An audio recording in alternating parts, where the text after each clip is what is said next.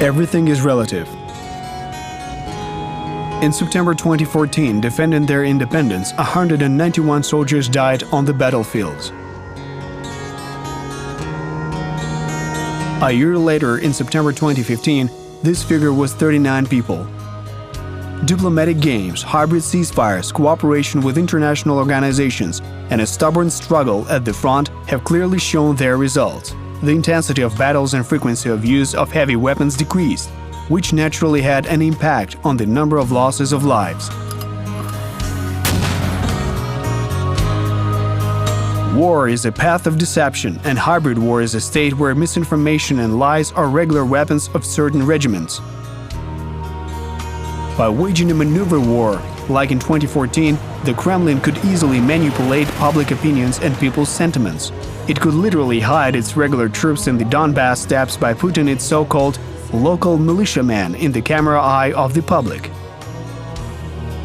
In positional war conditions, where the location of strongpoints, paths of movement and locations for deployment of troops have been well known, the Kremlin lost that opportunity and capability.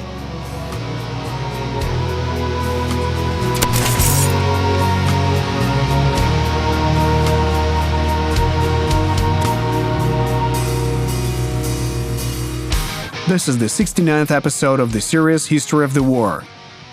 In 2014, the Russian Federation committed an act of armed aggression against Ukraine. The war has been going on for several years now. Hot on the heels, we're following the course of this war and tracing the links between military operations, diplomacy, politics, and economics. We're trying to understand how it all happened and, most importantly, why. In early October 2015, the general trend of maintaining the ceasefire was being observed. It is noteworthy that while on October 1st there were several brief firefights, on October 2nd the ceasefire was being strictly observed. It was indeed relatively quiet along the line of demarcation. On the same day, negotiations of the leaders of the countries of the Normandy 4 were held. It was the first meeting of country leaders since the signing of the Minsk II agreement on February 11, 2015. Local elections in the occupied territories of eastern Ukraine, withdrawal of weapons with a caliber of less than 100 mm, and the actions of the Russian troops in Syria were on the agenda. In this context, the Kremlin was trying to carry out the following plan. By disguising support for the Syrian dictator Assad as a struggle against international terrorism, Russia tried to improve its diplomatic position and ease the economic sanctions after attacking Ukraine. Commenting on the results of these negotiations, French President François Hollande bluntly stated, "The inclusion of Moscow in the fight against Islamic State does not mean that Europe should change its position regarding Ukraine." We remind that according to the terms of the Minsk II agreement, the elections in the Donbass were to be held in strict accordance with the legislation of Ukraine. So it is logical that without the withdrawal of Russian troops from the occupied territories, the likelihood of holding elections decreased significantly. As a result, the elections planned for 2015 were postponed until 2016. On October 3rd, the previously agreed-upon mutual withdrawal of weapons with a caliber of less than 100 mm from the demarcation line began in the Luhansk Oblast.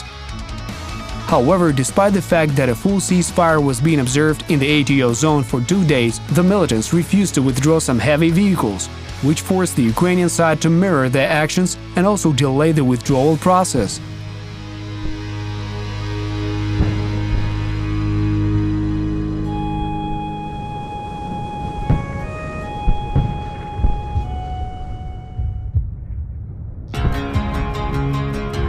In the same period, for the first time in many years, the Ukrainian military were issued new winter uniforms. In addition to insulated uniforms and footwear made according to modern standards, for the first time in the history of the armed forces of Ukraine, sleeping bags were sent in care packages to the soldiers to keep them warm in winter months. Winter uniforms and equipment were developed in Ukraine, manufactured at Ukrainian factories, commissioned in advance by the Ministry of Defense, and delivered primarily to the ATO zone. Priority in equipment distribution was especially organized to assist soldiers who are serving and fighting on the front. On October 4th, the ceasefire regime was being strictly observed, but a vehicle of the Donbass battalion blew up on an anti-tank mine near the town of Pavlopil, which resulted in the death of one soldier and injuries of 2 soldiers. Under similar circumstances near the village of Pischevik, soldiers of the 37th Battalion were blown up on a mine. 2 soldiers were wounded and 1 died. The next day in the Luhansk Oblast, as part of implementation of the next stage of the Minsk II agreement, mutual withdrawal of weapons with a caliber of less than 100 mm was started. According to earlier agreements, tanks, anti-tank guns and mortars were planned to be taken at least 15 kilometers away from the line of demarcation.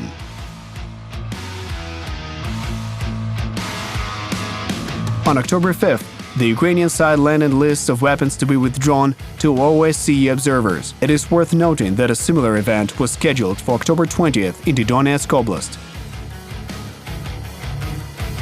You have to understand that war is a path of deception. Militant leaders took advantage of the lack of proper accounting of manpower and vehicles. While attempting to gain an advantage, they hid some of the forces and vehicles from OSCE inspectors, concealing vehicles among the remains of industrial enterprises.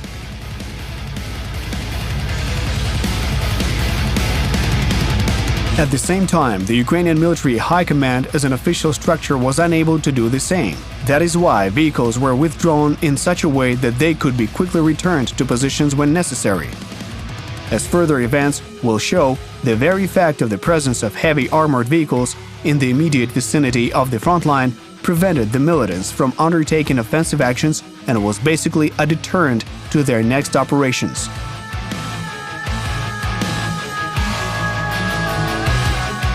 On October 5th, the authorities of the Donetsk People's Republic declared that as a relief of the economic blockade and as a response to the resumption of coal supplies, official Ukraine resumed fuel supplies to the DPR. However, this statement drummed up and aimed at domestic consumers was blatant misinformation.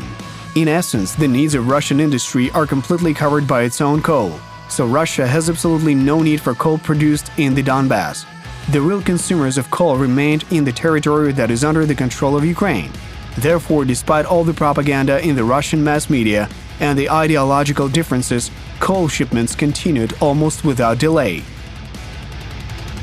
At the same time, in order to maintain the occupying army, Russia generously supplied the fabricated republics with petroleum products.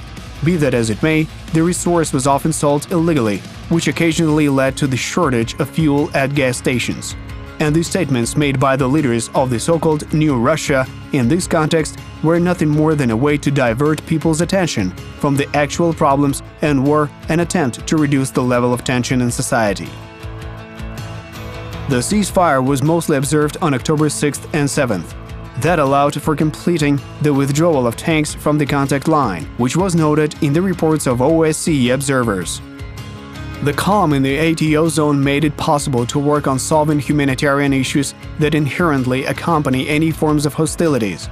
Thus, with the assistance of civil-military cooperation groups of the armed forces of Ukraine, together with the public utilities workers of the Donetsk Oblast, over 250 meters of the main gas pipeline were repaired in the area of Mariinka-Krasnohorivka. On that site alone, specialists repaired over 100 holes from bullets and shrapnel of weapons. In addition to that, the major restoration of high-voltage power lines began in Mariinka itself. In total, over the span of 2 days, an enemy reconnaissance group made a single attempt to pass through, and flybys of 3 unmanned drones were conducted. However, this operation was not without losses, as a soldier of the 14th Brigade was blown up on a mine near the village of Taramchuk. Near Troitske, militants fired at a Ukrainian strongpoint, where engineering works were being carried out after an excavator was mistaken for a tank. 2 anti-tank guided missiles were launched, one of which struck the excavator, thus injuring 4 soldiers. Noteworthy is that in an attempt to conceal their mistake, the terrorists hid the fact that they opened fire. It is important to note that the Fagot anti-tank launcher in this particular case was a wire-guided missile that was used as the main ammunition in the attack. OSCE inspectors who arrived at the scene of the incident found both the missile debris and the wire.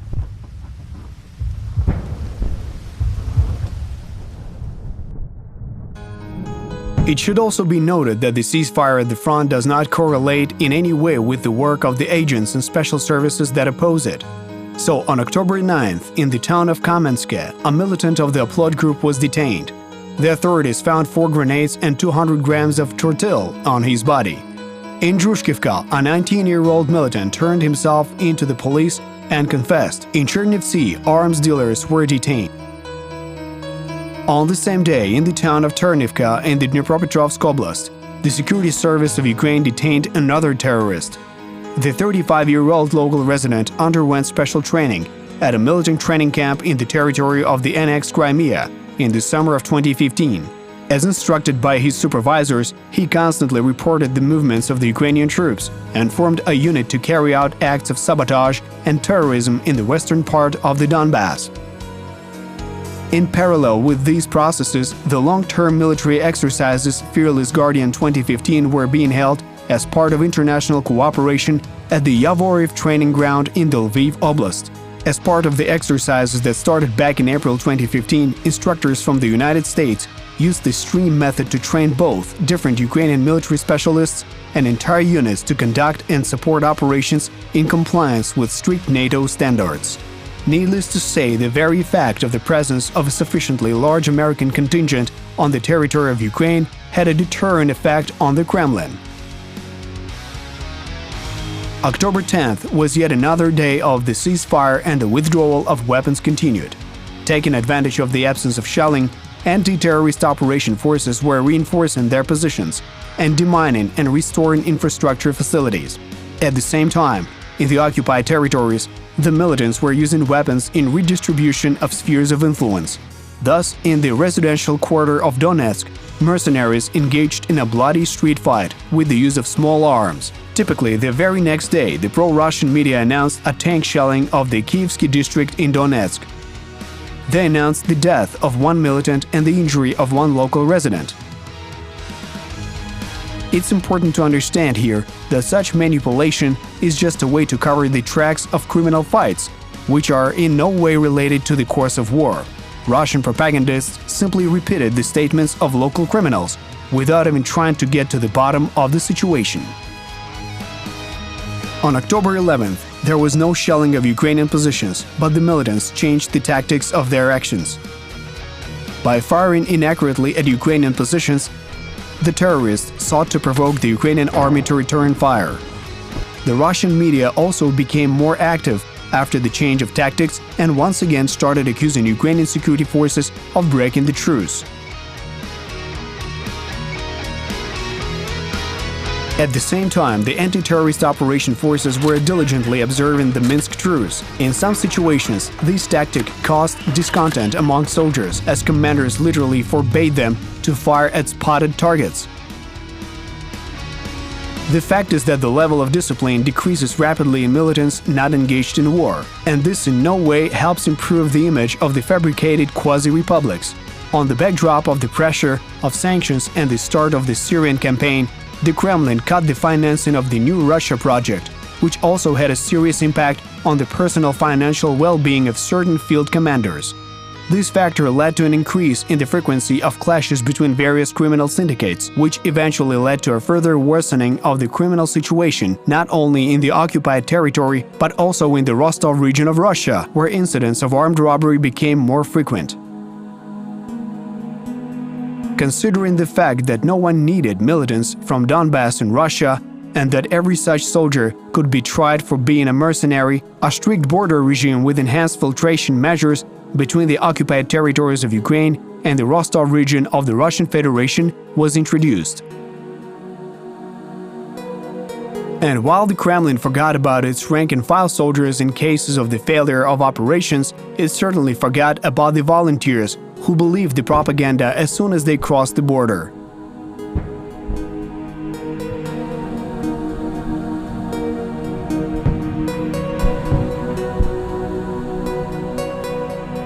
In short, Russia-Ukraine one-way ticket.